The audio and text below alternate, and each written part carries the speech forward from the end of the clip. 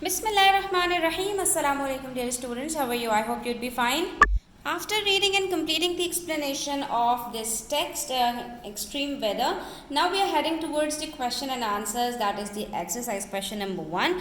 So, hold a pencil in your hands and watch the video till the end. ये आपके लिए काफ़ी helpful होने वाली है. इसके अंदर हम सारे क्वेश्चन आंसर्स को डिटेल के साथ डिस्कस करेंगे. ठीक है, तो पार्ट ए से स्टार्ट करते हैं. वीडियो एंड तक देखिएगा, स्किप मत कीजिएगा, और जहाँ कोई बात समझ में ना आए तो फॉरवर्ड और रिवाइंड करके आप जो है वो चीज़ों को क्लियर कर सकते हैं. पार्ट ए में कह रहे हैं what are the 3 ways that humans have created to shield themselves from the weather. तो आपको यहाँ पर स्टूडेंट्स फर्स्ट पैराग्राफ के अंदर ही काफ़ी सारे इन्होंने जो है वो बताए हैं कि we have developed many ways of protecting and shielding ourselves from the weather and the conditions it creates, such as umbrellas, sunscreen, air conditioning, fans, heaters and thermal clothing, etc. तो आप इसमें से कोई से भी 3 यहाँ पर नोट डाउन कर सकते हैं. ठीक है, उसके बाद पार्ट बी में कह रहे हैं how have satellites helped scientist to measure temperatures in remote areas. तो वो एरियाज़ जहाँ पर जो है वो लोगों नहीं पाए जाते और एक्सट्रीम वेदर होता है, तो वहाँ पर साइंटिस्ट किस तरह से सैटेलाइट्स की मदद से टेम्परेचर को नोट डाउन करते हैं. तो स्टूडेंट्स, हमने पढ़ा था ऐसी जगहों पर टेम्परेचर नोट डाउन करने के लिए हम सैटेलाइट्स यूज़ करते हैं. और सैटेलाइट्स को किस तरह से यूज़ किया जाता है, तो satellites have helped scientists to measure temperatures in remote areas by the use of infrared scans and eco drones. ये 2 चीज़ें मेन हैं जिसकी मदद से सैटेलाइट से हम जो है वो टेम्परेचर को नोट डाउन कर सकते हैं. Next we have part C, in what ways are parts of the world hostile to humans. यानी किस तरह से कुछ जो है वो ज़मीन के खित्ते इंसानों के लिए अनफ्रेंडली हैं. तो स्टूडेंट्स, जहाँ पर वेदर आपका जो ह्यूमंस हैं उनको सपोर्ट नहीं करेगा, तो वहाँ पर लाइफ पॉसिबल नहीं होगी या बहुत डिफ़िकल्ट होगी. The some parts of the world are hostile to humans because they have extreme temperatures और weather conditions that make it difficult और impossible to live there. For instance, in 2005 in the Dashte Lut desert in Iran, scientists measured the highest surface temperature ever of 70.7 degree centigrade. तो ऐसी जगह पर तो life possible ही नहीं है ना, इंसान पिघल जाएगा गर्मी की वजह से. Life does not thrive in extreme temperatures. Nothing, not even bacteria lives in the middle of the Dasht-e Lut desert. तो आप यहाँ पर किसी और की भी एग्जाम्पल दे सकते हैं. मैंने यहाँ पर दश्ते लूद की एग्जाम्पल दी क्योंकि वहाँ पर सबसे ज़्यादा अब तक का टेम्परेचर रिकॉर्ड किया गया है. What are weather stations? तो वेदर स्टेशंस हमें बताया गया था कि वेदर स्टेशंस बेसिकली उन प्लेसेस को कहा जाता है जहाँ पर इक्विपमेंट वगैरह सेट किया जाता है टेम्परेचर मेजर करने के लिए.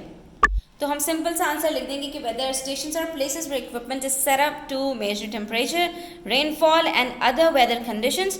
This data help scientist to analyse, understand and attempt to predict the weather. ठीक है, ये क्यों किया जाता है? ताकि टेम्परेचर, रेनफॉल वगैरह के ज़रिए वेदर कंडीशंस को मेजर किया जा सके, और इस डेटा की हेल्प से साइंटिस्ट एनालाइज करते हैं, अंडरस्टैंड करते हैं और वेदर प्रेडिक्ट करने की कोशिश करते हैं. कहाँ तूफान आने वाला है, कहाँ सैलाब आने वाला है, कहाँ शदीद गर्मी पड़ने वाली है, तो आप अपने लिए एहतियाती तदाबीर कर लें.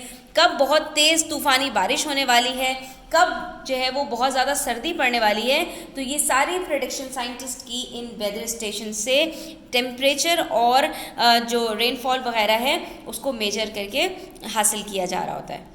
अब हमारे पास 3-4 जो क्वेश्चंस हैं वो एक्सट्रीम हॉट वेदर से रिलेटेड हैं, जिसमें हमसे पार्ट ई में पूछ रहे हैं what are some of the ways we can find relief from very hot weather. तो इसमें हमने पढ़ा था कि cool bath, drinking ice drinks और आइसक्रीम्स खाने से, एयर कंडीशनिंग में बैठने से, ये या शेड के अंदर रेस्ट करने से, या घरों में रहने से, मतलब ये सारी चीज़ें जो आपको यहाँ मेंशन की हुई थी वो आपने यहाँ पर नोट डाउन कर लेनी है. Next we have part F, where and when was the hottest temperature recorded. तो ये हमने अभी दश्ते लूद का बताया आपको, वहीं पर 2005 में सबसे ज़्यादा टेम्परेचर रिकॉर्ड किया गया है. Why is it hard to live a normal life if the temperature gets extremely hot. تو یہاں پر ہمیں یہ بات معلوم کرنی ہے اسٹوڈنٹس کہ اگر کہیں پر جو ٹیمپریچر ہے وہ ایکسٹرا ہاٹ ہو جائے, ایکسٹریم ویدر ہو, تو وہاں پر لائف ڈیفیکلٹ کیوں ہو جاتی ہے؟ تو it is hard to leave a normal life if the temperature Gates extremely hot because people are at risk from heat ایگزاسشن, D hydration and even death. کیونکہ ایسے علاقوں کے اندر جہاں پر گرمی شدید پڑتی ہے تو وہاں لو لگ جانے کا اور پانی کی کمی ہو جانے کا اور ایون یہ کہ لوگوں کے مر جانے کا, جن کی جو ہے وہ امیون سسٹم کمزور ہوتے ہیں تو وہ مر بھی جاتے ہیں. ٹھیک ہے. Next we have part H. What is the average daily temperature in Oahu?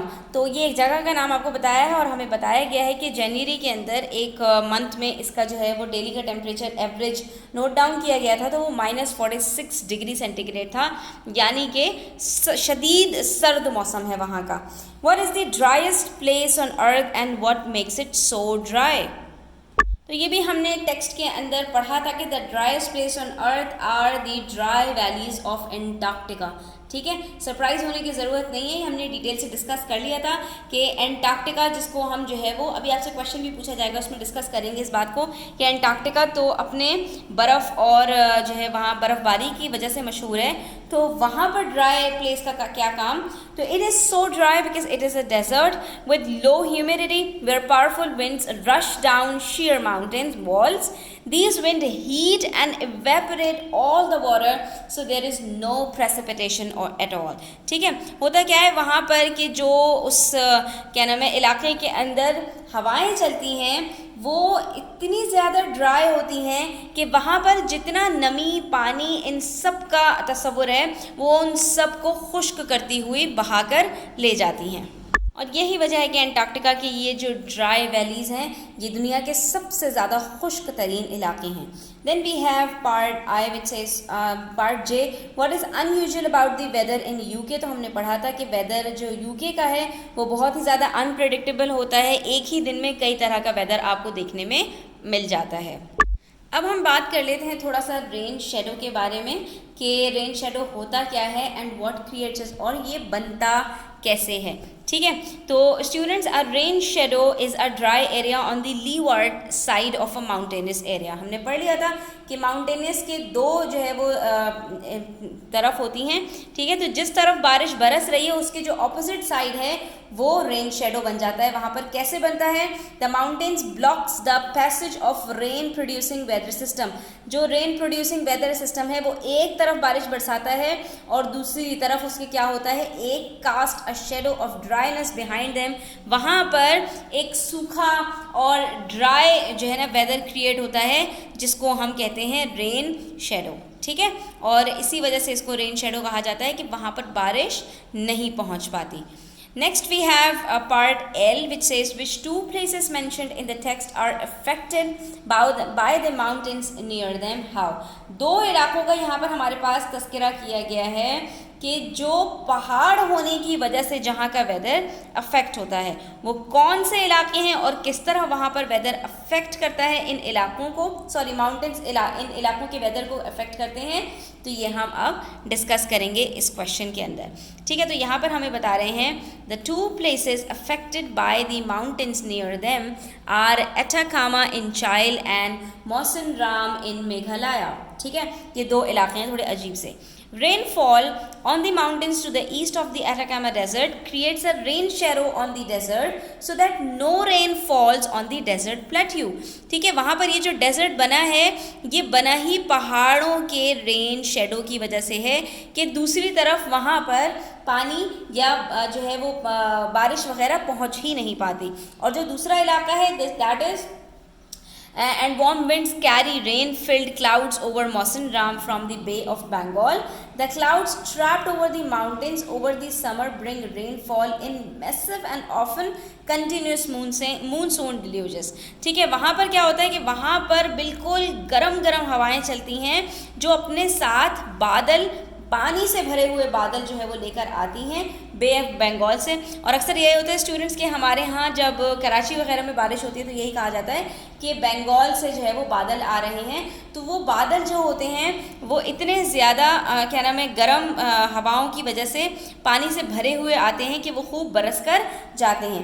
ٹھیک ہے, تو یہ جو ہے وہ ماؤنٹینس کے اوپر یہ بادل بنتے ہیں اور ان کو ہوائیں لے کر آتی ہیں گھسیٹتے ہوئے, تو وہ جو ہے وہ آ کے برستے ہیں اور خوب برستے ہیں کہ مونسون کی جو ہے وہ چھما چھم بارش برستی ہے. ٹھیک ہے اسٹوڈنٹس, تو یہاں پر ہمارے پاس پارٹ ایل تک تمام کویشچنس کمپلیٹ ہو گئے ہیں. نیکسٹ ہم جو ہے وہ ریفرنس ٹو کانٹیکسٹ انشاءاللہ نیکسٹ ویڈیو کے اندر ڈسکس کریں گے. آئی ہوپ کہ آپ کو یہ کلیئر ہو گیا ہوگا. اسٹل کوئی کویشچنز ہوں, کوئریز ہوں, کامنٹ سیکشن میں آپ پوچھ سکتے ہیں. Thanks for watching the video till the end. Take care. اللہ حافظ.